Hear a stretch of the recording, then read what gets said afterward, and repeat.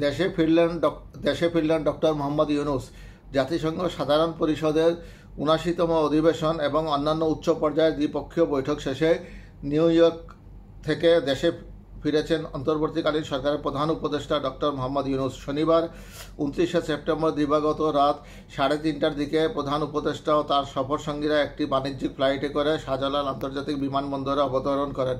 এর আগে প্রধান উপদেষ্টার প্রেস সচিব শফিকুল আলম গণমাধ্যমকে বলেন, সফরে ডক্টর মোহাম্মদ ইউনূস মার্কিন প্রেসিডেন্ট জো বাইডেন সহ ১২টি দেশের সরকার ও রাষ্ট্রপ্রধান এবং বিভিন্ন আন্তর্জাতিক সংস্থার প্রধানের সঙ্গে সাক্ষাৎ করেন এবং সাইডলাইনের ৪০টি উচ্চ পর্যায়ের বৈঠকে অংশ নেন। শফিকুল আলম বলেন, বাংলাদেশের কোনো সরকার প্রধানের জাতিসংঘ সাধারণ পরিষদের অধিবেশনে যোগদানের সবচেয়ে সফলতম সফর ছিল এবার। সফরকালে প্রধান উপদেষ্টার ব্যাপক কর্মতৎপরতা বাংলাদেশের সঙ্গে আন্তর্জাতিক বিশ্বের অর্থনৈতিক ও কূটনৈতিক সম্পর্ক এবং অংশীদারিত্ব এগিয়ে নেওয়ার ক্ষেত্রে বড় অবদান রাখবে বলে আশা করা হচ্ছে। প্রধান উপদেষ্টা গত ২৩শে সেপ্টেম্বর জাতিসংঘ সাধারণ পরিষদের অধিবেশনে যোগ দিতে নিউ ইয়র্কে পৌঁছান। তিনি ৪ দিনের সফরকালে খুবই ব্যস্ততম সময় পার করেন।